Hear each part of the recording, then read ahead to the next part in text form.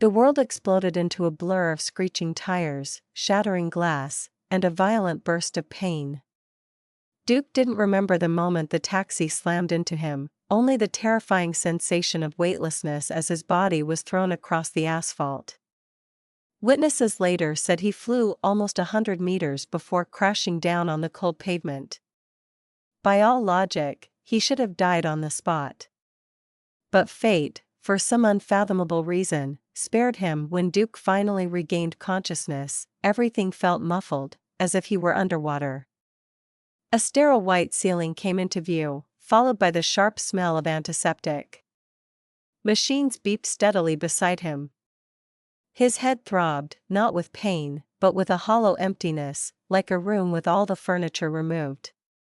He blinked, confused, trying to grasp even a single memory. Nothing came. Then he noticed her. A woman sat quietly beside his hospital bed, poised, elegant, radiating the kind of effortless authority that only someone used to running an empire could possess. She was stunning, long dark hair cascading over tailored clothes, eyes sharp yet softened by an emotion he couldn't place. And she was looking at him with a mixture of relief and guilt. "You're finally awake," she whispered. Duke swallowed. "Who are you?" The woman inhaled subtly. "I'm Linda. Your girlfriend." The word felt foreign on his tongue. "My girlfriend?" He frowned, confusion deepening. "Someone like you is my girlfriend?" He tried to laugh, but it fell flat. Nothing about this made sense. He didn't remember her face, her voice, or the warmth in her eyes. Linda didn't flinch. "Yes. I've been by your side since the accident." Suspicion sparked in Duke's mind. Something about this felt too convenient, too surreal. He searched her expression, her posture, hoping to catch a hint of deception. "If you want me to believe that," he joked weakly, "you'll have to at least let me kiss you. Otherwise, who would believe someone like you is dating someone like me?" He expected her to scoff, dismiss his comment, maybe even reprimand him. Instead, Linda leaned forward. Before he could protest, her lips pressed softly against his, warm, gentle, and shockingly real.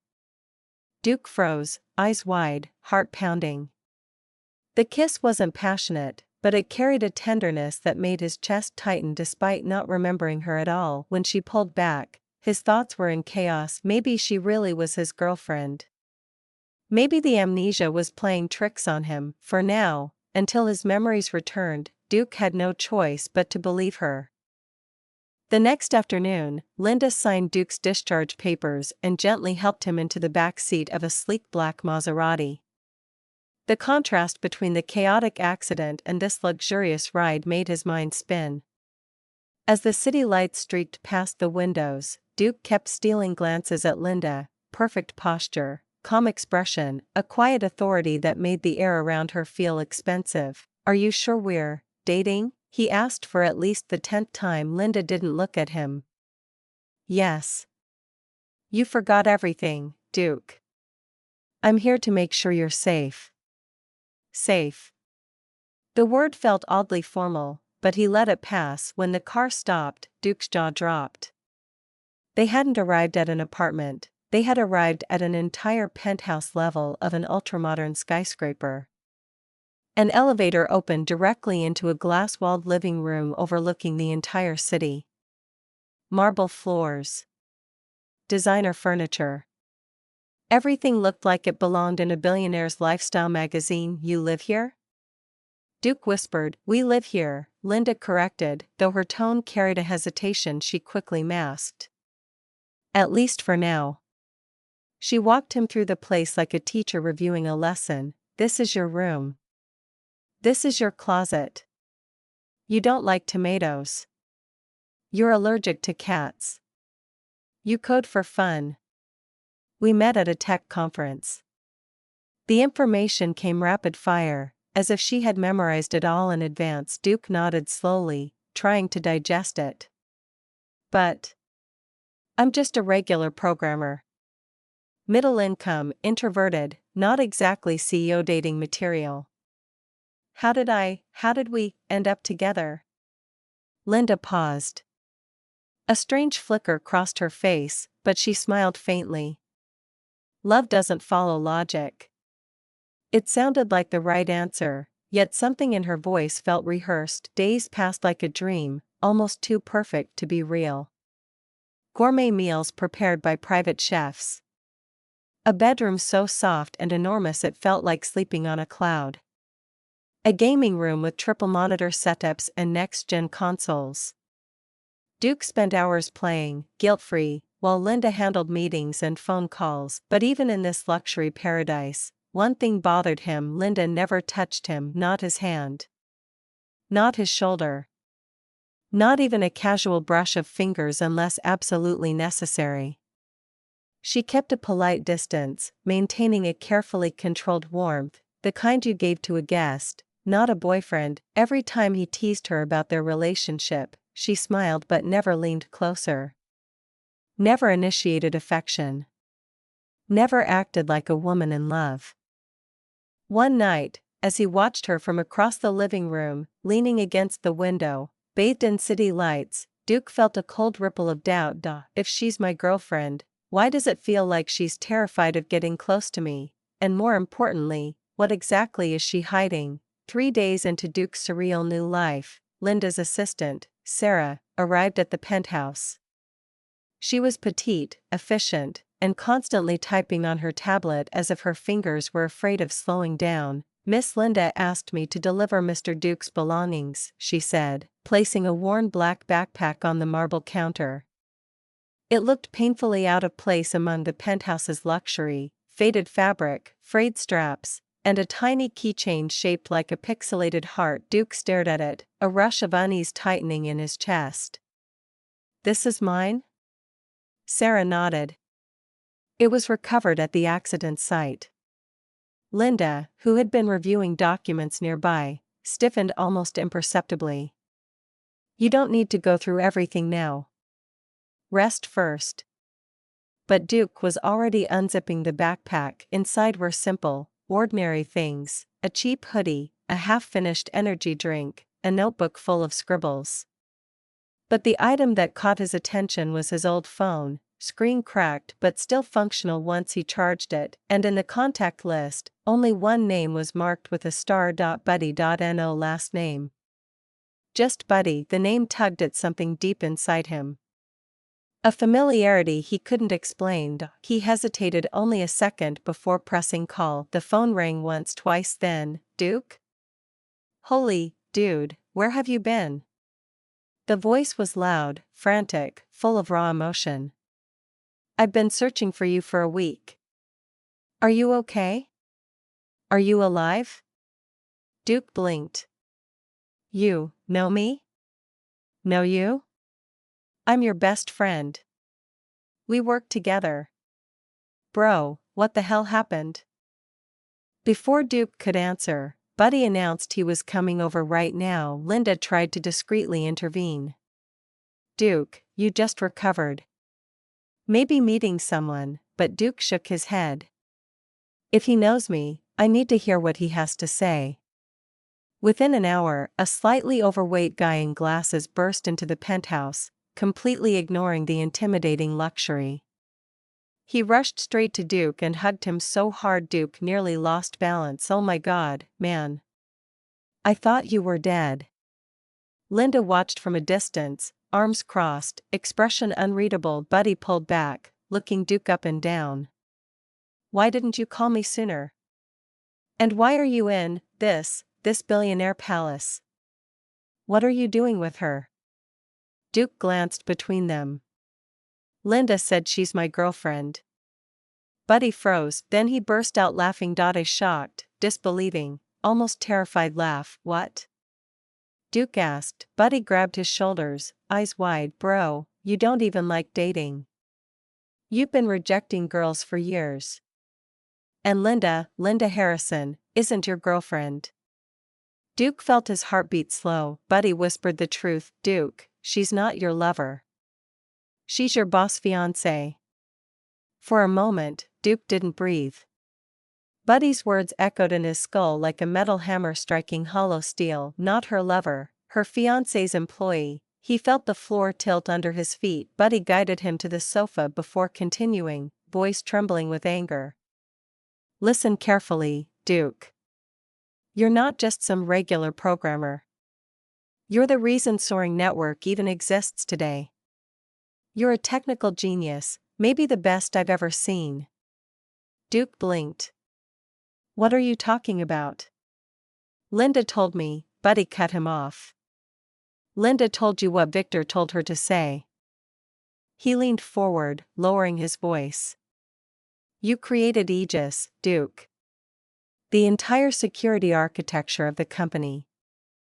A system so advanced that even government agencies wanted to buy licensing rights.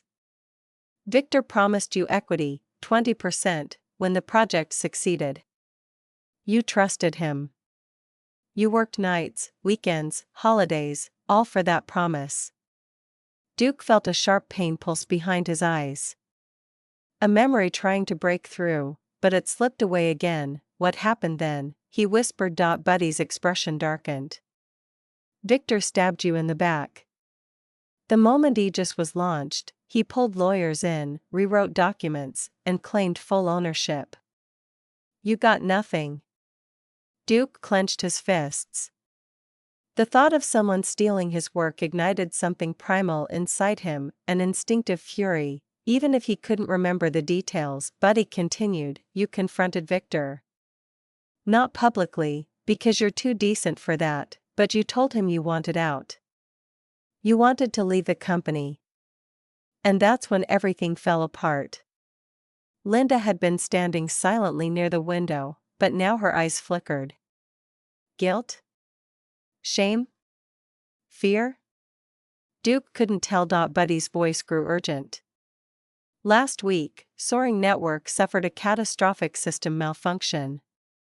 Eegis partially collapsed. Millions of users were affected. And guess who was the only person able to fix it? Duke swallowed. Me. Exactly. Victor was furious. Desperate. He needed you. And he was terrified that you'd walk away before repairing the system. The day you disappeared, the day of your accident, was the exact day Victor sent people looking for you. A cold chill ran through Duke's spine. Linda finally spoke, her voice low. You're suggesting the accident wasn't accidental. Buddy turned to her. I'm suggesting Victor had every reason to make sure Duke didn't resign. Whether he staged it or someone acted on his behalf. I don't know. But the timing is too perfect. Duke stared at the floor, heart pounding, mind spinning. Every detail of his supposed life with Linda now felt like a constructed cage wrapped in luxury. So, he whispered, looking up with new fire in his eyes, I'm not her boyfriend. Buddy shook his head. No, Duke. You're the company's golden goose. And someone made sure you couldn't fly away. Duke felt as if the ground were pulled out from beneath him. But Buddy wasn't finished. He lowered his voice, leaning closer. And one more thing, man. Linda Harrison, she's not just any CEO fiancé. She's the CEO of Xingyao Technology. Duke's head snapped up. Xingyao? The direct competitor of Soaring Network? Buddy nodded grimly. The very one trying to surpass Eegis for the past 2 years. The one desperate for a breakthrough. The one whose stock price doubled right after Soaring Network's system failure. Like pieces of a puzzle falling into place, the truth hit Duke hard. Linda wasn't his girlfriend. She wasn't his caretaker. And she definitely wasn't helping him out of kindness. She was here for him, but not for his heart. For his mind. A honey trap. A beautifully crafted recruitment ploy wrapped in luxury, comfort, and subtle manipulation. When Linda returned home that evening, heels clicking across marble, expression poised, Duke was waiting for her in the living room. Buddy had left, but his words lingered in the air like smoke. Linda, Duke said, voice steady, we need to talk. She paused, sensing the shift immediately. What's wrong? You lied to me. He stood, meeting her gaze. You're not my girlfriend. You're not here out of charity. You're the CEO of Xingyao Technology. And you've been trying to recruit me. For the first time since he met her, Linda's mask cracked. She closed her eyes, inhaled, then exhaled slowly. So you know. That's it? Duke's voice sharpened. No denial? Linda walked past him, placing her purse on the table with trembling fingers. I should have expected Buddy to interfere. You were using me. I was saving you. She turned sharply, eyes blazing with something between frustration and sincerity. Victor used you for years. He stole your invention. He almost got you killed. And the moment the accident happened, he covered it up instead of helping you. Duke, I'm not your enemy. Then why lie? He shot back. Because you wouldn't have listened otherwise.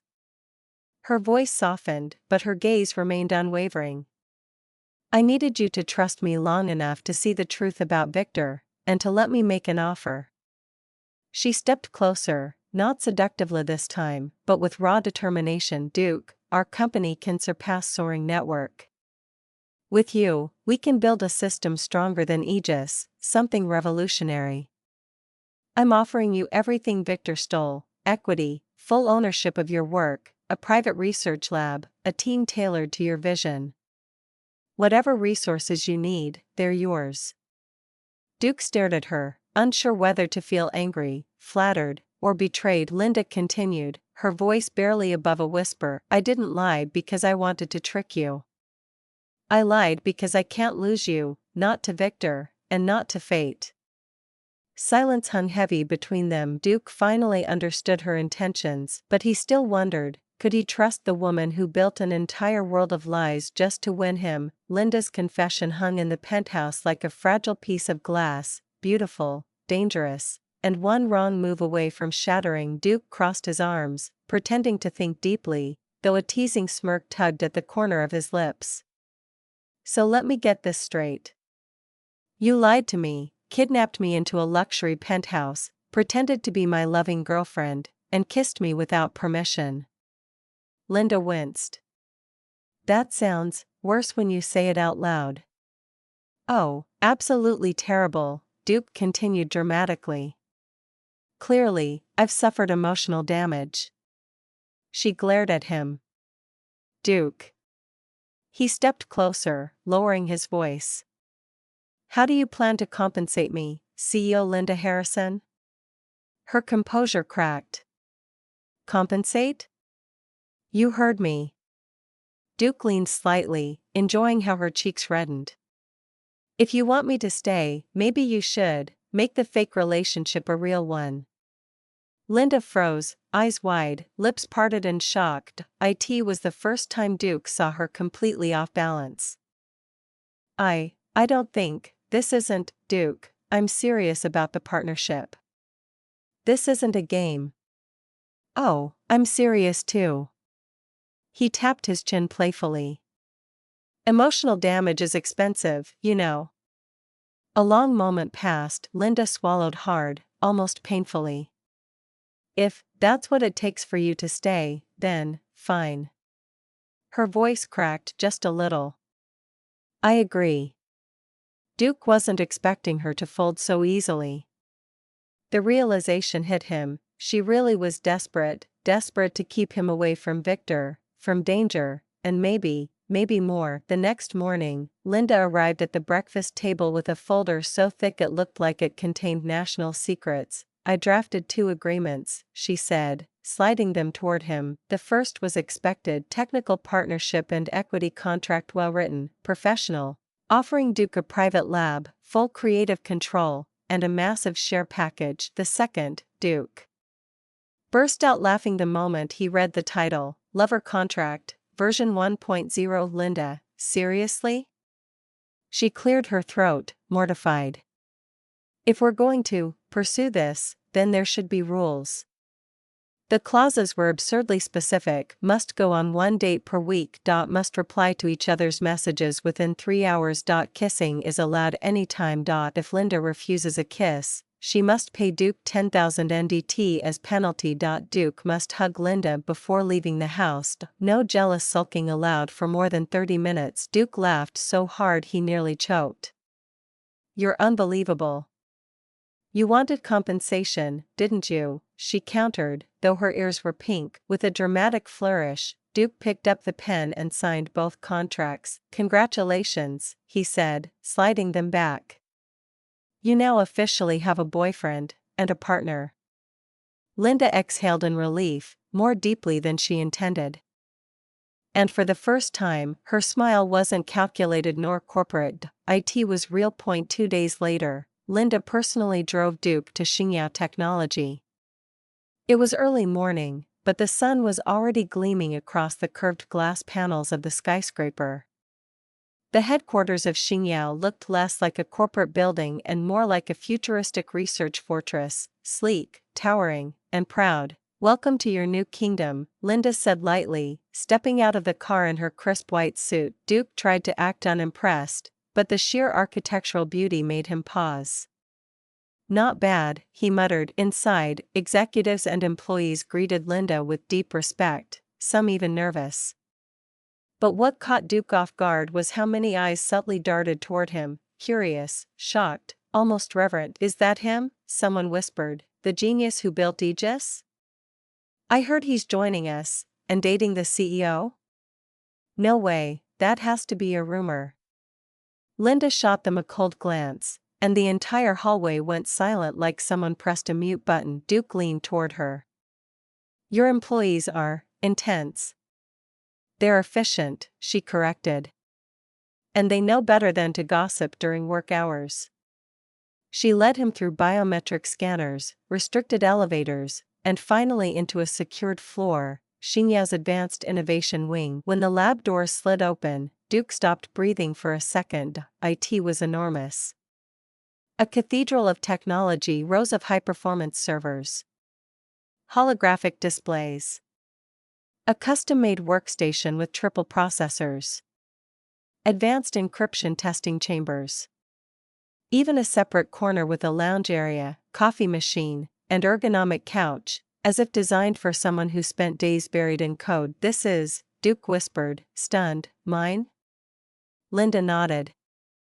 I designed it based on your old working habits, your notes, your preferred equipment, your coding posture, your ergonomic issues. Everything here is optimized for you. Duke slowly walked around the lab, touching the sleek surfaces with something close to awe. It was the first time in years, perhaps ever, that he felt truly seen, appreciated, valued for his mind instead of exploited for it. Linda watched him silently, arms crossed, pretending to remain the cool-headed CEO. But there was a softness in her eyes she couldn't completely hide. This is just a transaction, right? Duke teased, turning back to her with a smirk. It is a transaction, she insisted, lifting her chin. You work for Xingyao. I provide what you need. Simple. Duke walked closer. You spent 3 days redesigning an entire lab for me, and that's just business? Linda looked away, clearing her throat. Xingyao invests in top talent. Nothing more. Duke chuckled. If you say so, CEO Linda. She glared at him, but her ears turned faintly pink. As Duke settled into his new workstation, excitement humming through him like electricity, he realized something. This wasn't just a new job. It was a new beginning, and maybe, just maybe, a new chapter with the woman who was supposed to be using him, yet somehow kept surprising him with her sincerity. The first week at Xingyao passed in a whirlwind of code, strategy meetings, and stolen moments where Duke caught Linda watching him with a mixture of pride and exhaustion. Their unusual partnership, both technical and contractual, settled into a rhythm that felt strangely natural. But peace never lasts long. One afternoon, Just as Duke was reviewing a proposed architecture for their new security framework, the lab doors slammed open with a violent metallic clang. Duke jerked around, Linda froze mid-sentence, and Victor, towering, red-faced, and radiating rage, stormed inside with two black-suited bodyguards flanking him like shadows. Linda Harrison! Victor roared, voice echoing off the glass panels. Linda's expression didn't change. She calmly set down her tablet and stepped forward, posture straight and regal. Victor. I see security protocols haven't improved at Soaring Network. You shouldn't be able to enter this floor. Victor slammed his palm onto her desk so hard it rattled. Cut the jokes. Where is he? His wild eyes landed on Duke and a twisted, furious smile spread across his face. There you are, Victor hissed. My golden goose. My asset. Duke felt his stomach twist, but he kept his voice steady. I'm not your asset. I quit. Victor laughed, loud, ugly, full of venom. You didn't quit, Duke. You vanished. And now I find out you didn't disappear, you were stolen. His glare whipped toward Linda like a knife. Is this what Xingyao has sunk to? Poaching my employees? Seducing them? Dragging them into your bed to get your hands on company secrets? Linda's eyes flashed dangerously. Watch your words. Oh, I'm just getting started, Victor snapped. You think you can just walk into my territory, take my genius engineer, and build a competing system? You think I'll sit quietly while you destroy everything I built? Duke stepped closer, voice sharp. What you built? Victor, I created Eegis. You stole it. You exploited me. Victor sneered. You were paid. That's all you deserved. Linda's voice was ice cold. You forged documents, Victor. Your legal trail is sloppy. Duke has evidence, enough to bury you. Victor stiffened for a split second, then masked it with anger. You have nothing. We have everything, Linda replied, folding her arms. And trust me, Xingyao's legal department is far more competent than whatever bargain bin lawyers you use. Victor's face darkened to a murderous shade. He took a threatening step toward Duke. You belong to me. You owe me years of work. You think you can run to Xingyao and hide behind a pretty CEO? You think she can protect you? Before Duke could respond, Linda stepped in front of him. A silent, unmistakable message. You'll go through me first, Victor seethed. Move, Linda. No, the room fell into a tense, electric stillness. The bodyguards shifted, waiting for Victor's signal. Linda met his fury with chilling calm. You came into my building. Into my lab. Threatening my partner. That alone gives me grounds to sue you until you're bankrupt. Victor slammed the desk again, leaning so close his spit hit the surface. This isn't over, he growled. You can't keep him. He'll come crawling back. Linda didn't blink. We'll see.